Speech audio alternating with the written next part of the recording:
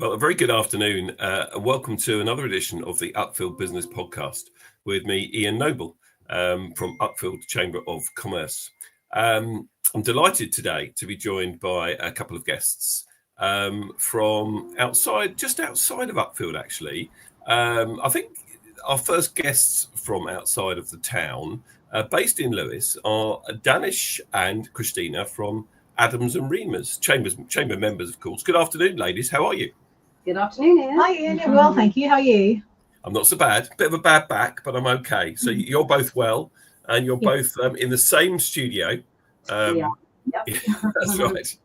Okay, that's great. Good to see you, and welcome to our podcast. I know you've watched a couple of previous podcasts back yourselves, so you sort of know what to expect. We're delighted you're with us.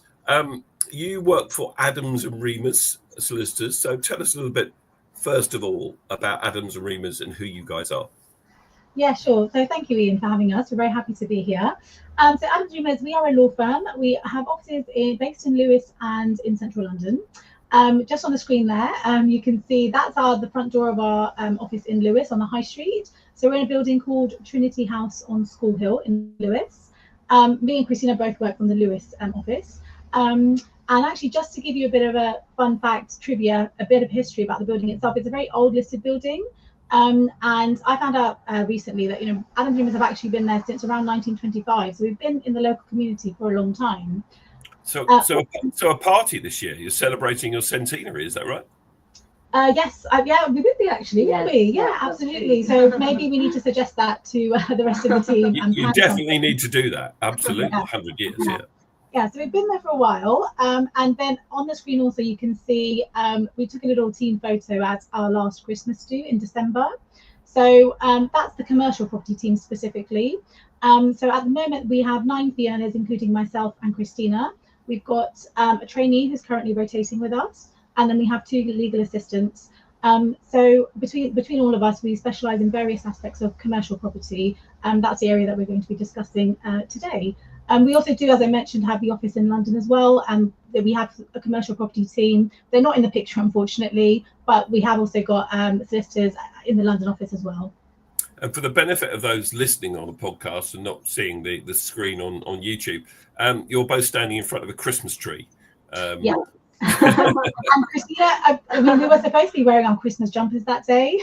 I was the only one. Christina was the only one who actually did wear the Christmas jumper, but we did get together, so it was a nice evening. Yeah.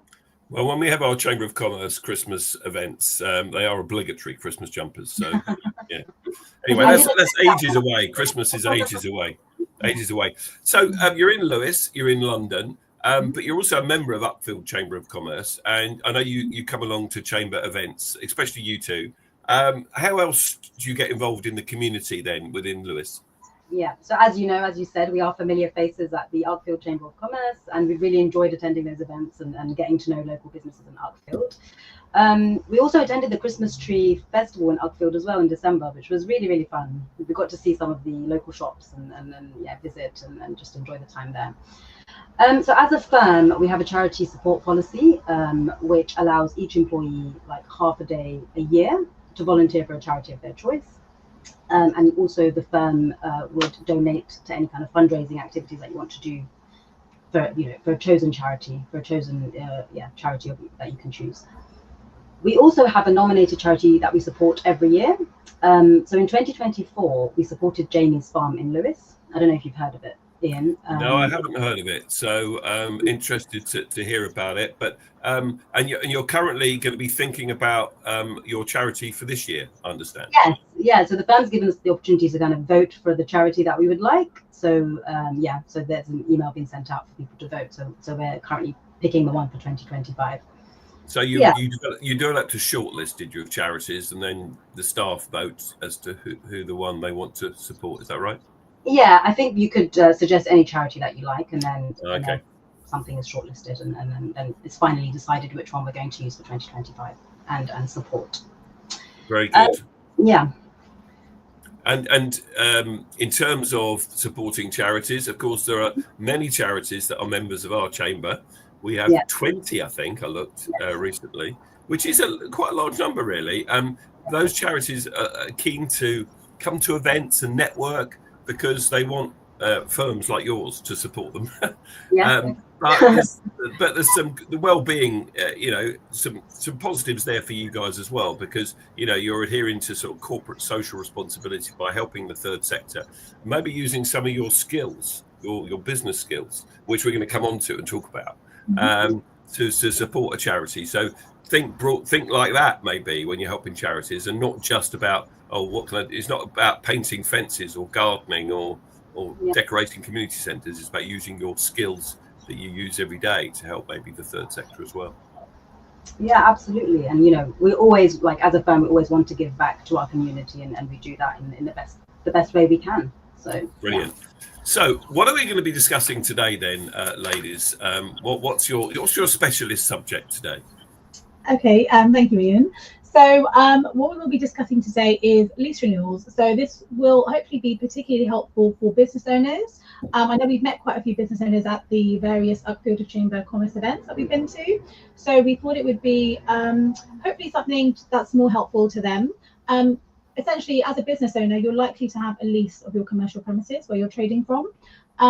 Your lease may be for a couple of years, and then as you get towards the end of that lease, as a business owner, you'll start thinking whether you want to renew that lease or if you want to leave and perhaps find alternative premises. Sure. So the discussion today is going to be a very broad discussion based on what considerations you need to take into account as a business owner when you're thinking about renewing your lease. So it's not, so as the lawyers, we have to add a disclaimer in here, as you might expect, but it's not obviously not. Yeah, absolutely. This is not going to be detailed legal advice. It will hopefully aiming to be a helpful summary of the key points that you need to think about when you're approaching the end of your lease term and thinking about whether you want to start making preparations to renew your lease. Hopefully we'll give you a few things to think about. Sorry, Ian, also I wanted to say, I meant to say earlier, before we go further, I wanted to just highlight a couple of the other practice areas that the firm does. So obviously this is commercial property and it's specific to lease renewals. However, we do have a broad range of specialisms at the firm. So if you haven't come across us before, we do, apart from commercial property, we do residential conveyancing, we do private clients, so we deal with wills and probate. We also do corporate and commercial transactions and dispute resolution, and we do have an employment specialist as well. So we do have a lot of services on offer. I mean, myself and Christina specifically, we, in terms of our work, we have acted for, and we act for, people who are setting up in business for the very first time, taking on a lease perhaps of a premises on the high street in Lewes, all the way to, we're looking at multi-million-pound acquisitions, sales, refinances of various commercial premises, and we've got clients across the hotel, leisure, and retail sectors. So essentially, on the commercial property team, we can do it all. So if you have got commercial premises and you want to, you need any advice, do get in touch. We will give our details at the end as well, but I just wanted to give you a little overview of what the firm does as a whole before we then focus on the area that we're talking about today. Brilliant. So you're basically, to summarise, you're a full services law firm, yes? Yeah, absolutely. Yeah. Very good. Okay, good. Great. Okay. So tell us about the leases then, and some of the pitfalls, some of the things that people need to look out for. Yeah, absolutely. So if I'll start off the discussion before I pass it over to Christina. But the very first starting point for you when you're coming to the end of your lease term is to think, is my lease protected or is it not protected? Now, very briefly, what I mean by that is, if you have a protected lease, you have something called security of tenure under the Landlord and Tenant Act.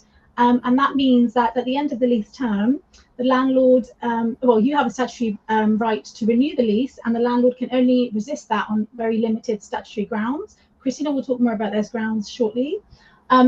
Conversely, if you have a non-protected lease, you don't have security of tenure, and that means at the end of the lease term, you have to leave the premises unless you agree otherwise with the landlord. So a protected lease gives you more security, and non-protected lease obviously gives you much less. Fair enough.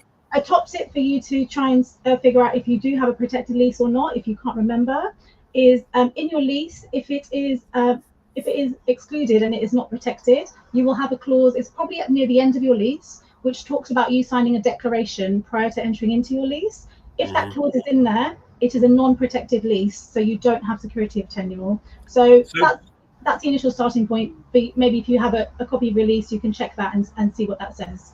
So basically, one needs to determine whether it's protected or non-protected. Absolutely, yeah. And I guess the best from a lessee's point of view would be a protected lease. Am I right? Absolutely, yeah, because it gives the chance for the tenant to invest in the property that they're required.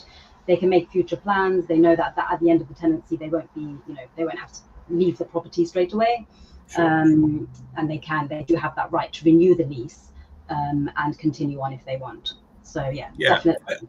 I suppose, especially if they're, sorry to cut across you, especially if they've invested in the building, the fabric of the building. They've made it their own, if you like, and made improvements and invested in it.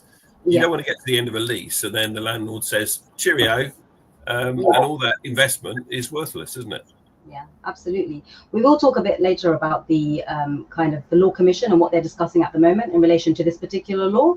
But yeah, there is a lot of discussion about who this law should benefit more, the tenants by providing them security of tenure, or the landlords by giving them more flexibility over their properties. Okay. So are we moving on to talking about if the tenant wants to renew their lease of the property, what they need to do? Is that where we're going next? Yes, let's do that.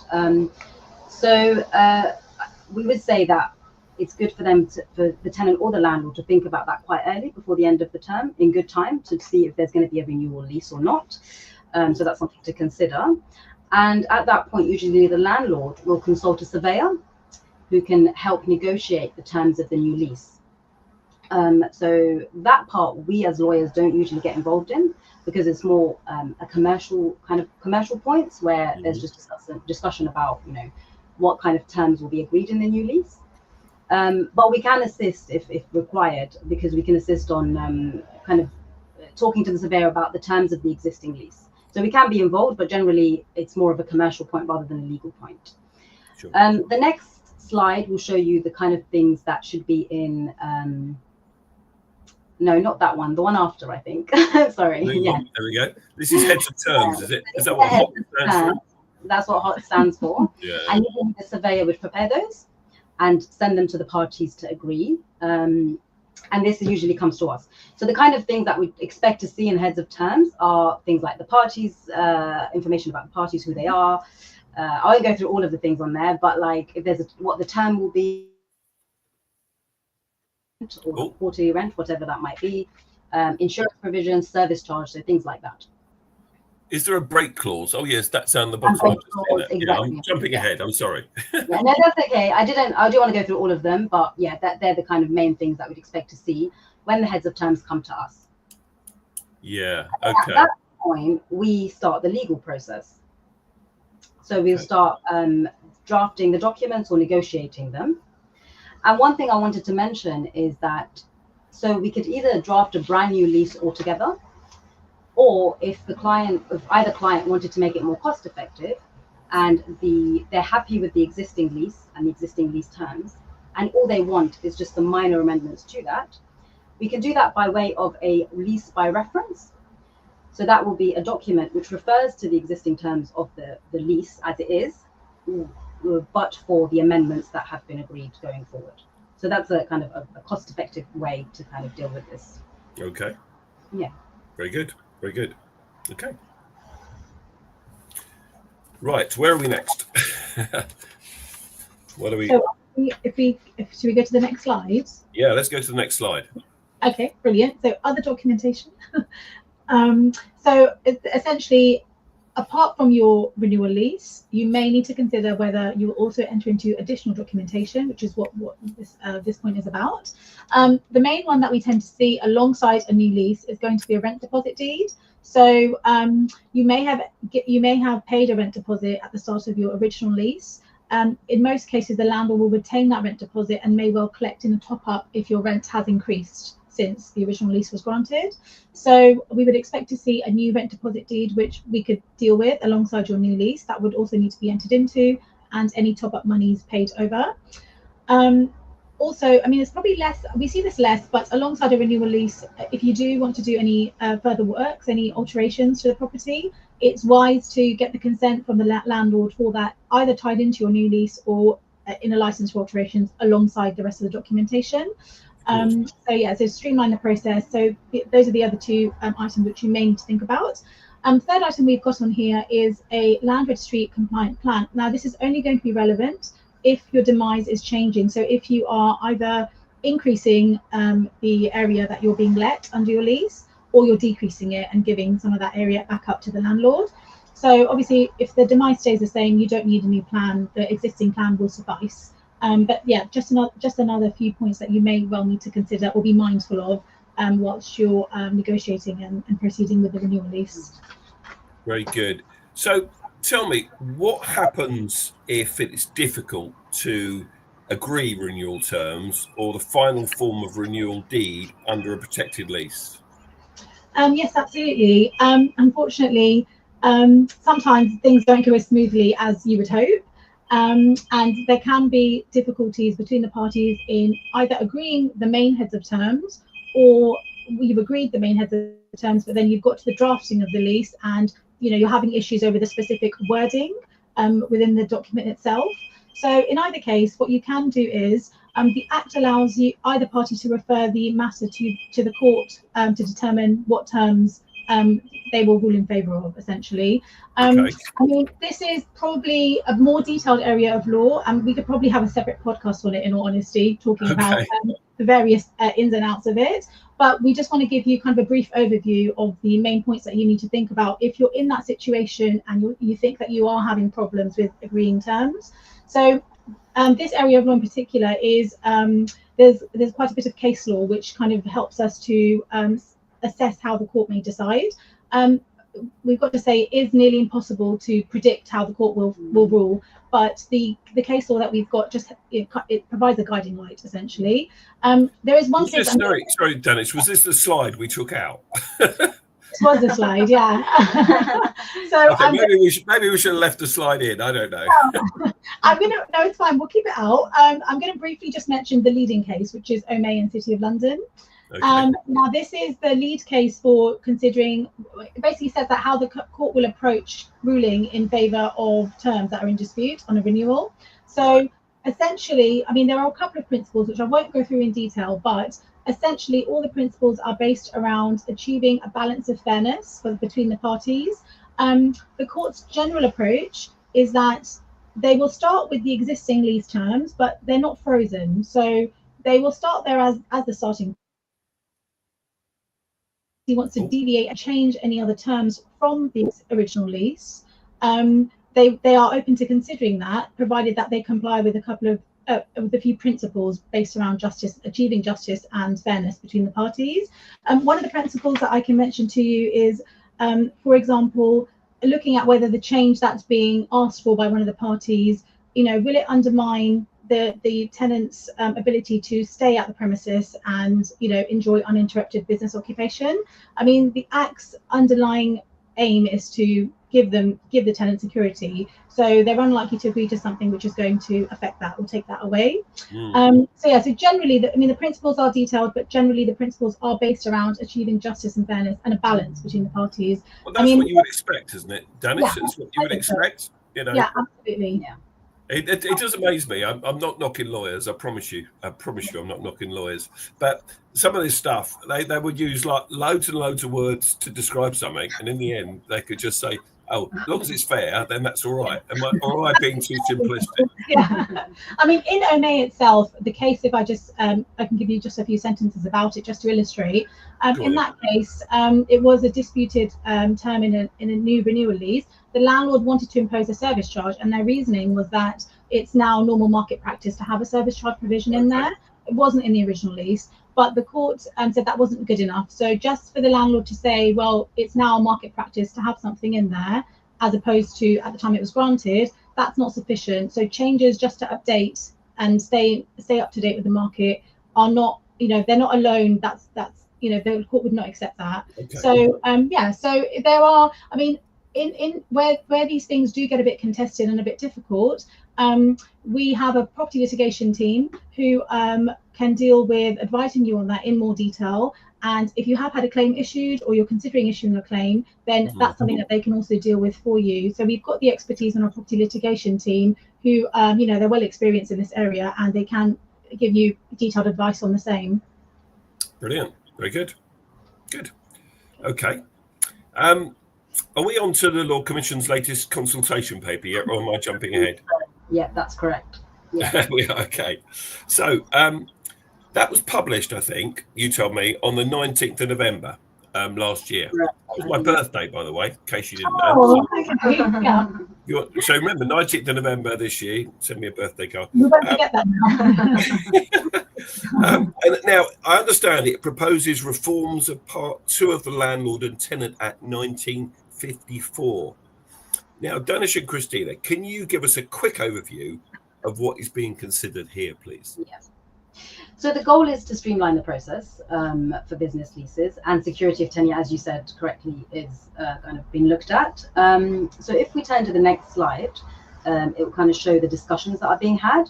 So one of them is whether security of tenure should be mandatory. So you can't opt out of it. You can't have non-protected leases, as Danish was mentioning earlier. Abolishing it altogether, opting in or opting out. These are the kind of discussions that are, being had at the moment. Okay. So if we look at them each specifically, so mandatory security of tenure would be, as you rightfully said earlier, Ian, would be better for tenants because then they can, have more plans about their future business and invest more in the property with that security that they can stay in the property for as long as they like, basically. Abolishing security of tenure would be, good for landlords because they'll have the flexibility over the property. So if they had any issues with the tenant, then, they can, at the end of the term, they can just decide not to renew the lease. So yeah, there's advantages for both, disadvantages and advantages for both. Opting in and opting out is similar to what we have now.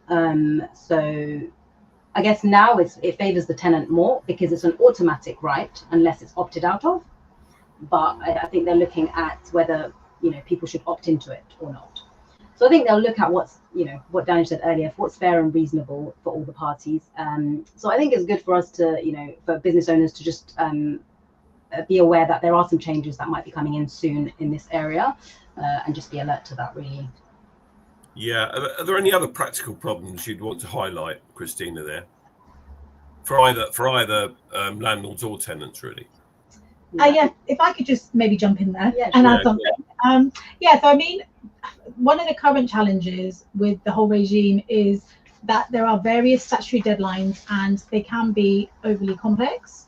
The issues are even, in some cases with these, the court deadlines that are set where you do deal with the service of various notices to renew the lease, even small administrative errors can mean that you miss the deadline, and then that for some tenants that could mean that they lose protection. So it is probably we feel that it does need to be simplified somewhat, and some guidance on simplifying the current deadlines would be very helpful. The other point also is with things like this, I mean, obviously that the more complex it is, the more costly the fees will tend to be for both parties. So simplifying these areas would help both landlord and tenant. The other point also to make is, I mean, another challenge with the system is the courts are quite overburdened in relation to disputed contests between the parties. So again, if they could simplify it, we think that would assist with the court's turnaround times and mean that the parties do get a quicker conclusion, which will ultimately assist and be beneficial for everyone because it gives you certainty over a shorter period of time. So those are probably the main kinds of issues that the current system is facing, and guidance and clarification would be welcomed. And I guess, like most other disputes, it's cheaper and speedier and more convenient to settle out of court than have to go to court over something, isn't it? These barristers that represent people in courts, they earn far too much money. And absolutely. I always thought they spent their money twice, once when they did the work and once when they got paid for it. But there we are. That's another story. Good. Okay. have you covered everything that you wanted to cover in terms of lease renewals and disputes and all the rest of it? There is just one thing that we didn't talk about earlier, Right. because I think we focused a lot on protected leases, and we didn't talk about, so we spoke a lot about protected leases, but landlords can oppose that, the renewal of the lease, even if it is protected. They have the right to do so on certain grounds.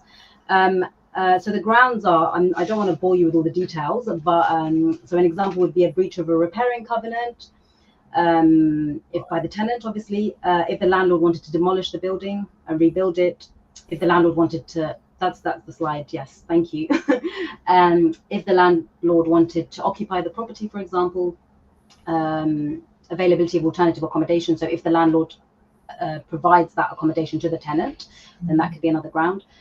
So they can, not renew the lease if they have a valid reason. But this can be quite contentious. It's not always very straightforward to prove that the landlord actually, that one of those reasons is actually valid and accurate, because it might be that the landlord just uses that to gain back occupation of the property. But it's something to bear in mind. So it can be quite contentious, but we do have the expertise in the team to be able to assist if, Danish did mention our property litigation department, which assists with things like that if the landlord wants to oppose or if the tenant wants to challenge that opposition of the renewal. Sure. Yeah, you can't have it all one way, can you? The landlord's got to have some kind of protection as well. And if there are terms in the lease and the lessee hasn't complied, like there's a breach of repairing covenant, then that's fair enough, I would suppose. So, yeah. Sorry, I must have sped you along too quickly and we didn't cover that bit. I'm sorry. I just thought it's quite an important bit to kind of mention. Yeah, definitely. Just proving that this podcast is live and we haven't rehearsed it. And when you were talking earlier, the phone was ringing, and that's fine because it's a live podcast. So there we are. I did warn everyone that we're on the podcast today, but I couldn't stop the phone from ringing. Sorry. That's all good. Now, is there anything else that you'd like to cover that we haven't covered? I'll ask the question again. I guess, unless you have anything else, or just some final remarks, really. So I guess it's important, I guess, for business owners to know their position, to know if their lease is protected or not protected. Sure. And I guess what we wanted to highlight is something that could seem quite simple, can have a lot of challenges. So it's good to kind of know and get the right legal advice if you need it. And as a firm, we do have the full breadth of expertise and experience to be able to assist with, because these things can go any way. So it's good to, to have that. And we do have that in the firm, and we're proud to have that. And we are very contactable. So we are in Trinity House on the High Street, in the Lewis High Street. So if you want to pop in at any time. Obviously, we have an office in London, but it's probably easier to travel to Lewis than it is. Whereabouts in London are you, out of interest? We changed our office. So we're based in Chancery Lane. So of course, Chancery Lane. Yeah, very legal. That is Chancery Lane. Absolutely, yeah. Go on. Something I probably haven't told you before is that I was once in a previous life the manager of Lloyds Bank Law Courts. I think you said that to me before, actually. I was like, I've told you that before, have I? Sorry, I'm calling it out. Great. But I used to have lots of barristers and judges and solicitors as clients, and Chancery Lane was just around the corner from where we were, so I know it well. Nice. Very good. And listen, next time I'm in Lewis, I might just look you up and come and see you. Yes. I'll have to make sure I pick a day when you're not working from home like you are today, and that you're in the office. Yeah. Yeah, absolutely. I mean, we're in the office more than we are not. Yeah. So just let us know, and please feel free to pop in whenever you're by. And we'd love to see you and say hello. And likewise, if anyone else would like to come in, feel free to come in, make an appointment at reception, and we'd love to meet with you. If you've got any ongoing lease renewals, or you're thinking about renewing your lease, or maybe you just want to have a chat about your lease because it's coming up soon, we're more than happy to meet with you and discuss with you. And likewise, if maybe not lease renewals, but any other kind of property transaction, or as we've mentioned before, we are a full services firm. So if you do have a legal issue, we most likely can help. So please do call us, email us, or pop in to see us, and we look forward to meeting with you. And just to add on, we are at the Chamber of Commerce events, as you know, Yes. so do come and say hello to us, and we hope this has been helpful for everyone listening. Very good. Yes, you're very regular at Chamber events and supportive and engaged, so that's fantastic. And of course, you can contact Adams and Remers via the Chamber website under Solicitors and Lawyers section. And of course, other law firms are available as well. But today's about you guys, and you've been very helpful, and it was very interesting. Now, before you go, I need to move us on to just a few parish notices for the Chamber of Commerce. So we're going to go through some events that are coming up in the days ahead. This one is as early as tomorrow morning at 7:30. It's our first networking breakfast of the year, and it is sold out. Unfortunately, it is sold out. Bar one ticket, I think, last time I looked. It's a Hendel Manor Barns. We look forward to that one tomorrow morning. Quickly followed by our next virtual networking meeting. This is always often on the first Wednesday of the month between 9 and 10 a.m. And Chris Dowling, our president, will be hosting this meeting while I'm on holiday on the 5th of March. And all chamber members will get the link sent to them. If you're not a chamber member and you'd like to join us for an hour virtual networking on Wednesday the 5th of March, just email the chamber and we'll make sure you have the link for that meeting. Now, we don't just talk about our own events. Often we talk about other events as well in Uckfield. And I have the privilege once again of being quizmaster for the Friends of Sussex Hospices at their Mega March Hospice Quiz. This is on Wednesday, the 19th of March at the Civic Centre. And there you can see plenty of alcohol consumed in that photograph at last year's event. And tickets are just £20. I think they might have gone up now to £22 per head. Teams of 6. So, ladies, do you fancy a quiz night? Think you could get a team together? Adams and Remers, what do you reckon? Get 6 people in the team to attend. That'd be great. Well, see what you can do. There's a challenge for you both. There's 2 of you, and there's Esther as well. So that's 3. You just need 3 more. Bring your friends or family. It doesn't have to be work colleagues, but it's always a good work day out, I think. You know, a good evening, great fun evening. Questions for everyone. And we look forward to raising some money for the Friends of Sussex Hospices, who do such great work across the county, supporting over a dozen local hospices. Something that is dear to all of our hearts, I'm sure. And then quickly followed will be our next podcast the following day. And that's coming up in a month's time. And then we have our AGM, our annual general meeting for the Chamber. This meeting is for our members only. It is the only meeting of the year that is free to attend for members.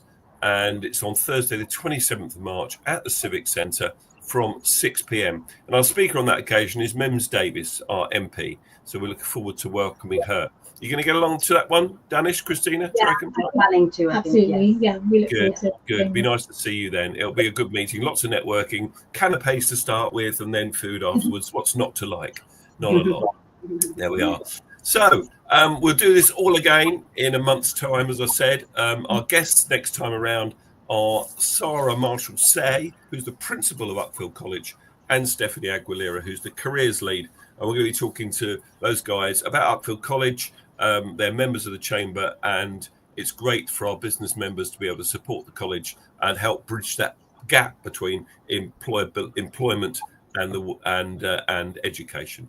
So without further ado, thank you again to Danish and Christina from Adams and Remers for joining us today. Thank you to our producer, Gordon Manklow, in the background. And we hope you have a great rest of the day. And we'll see you again next time. Thank you.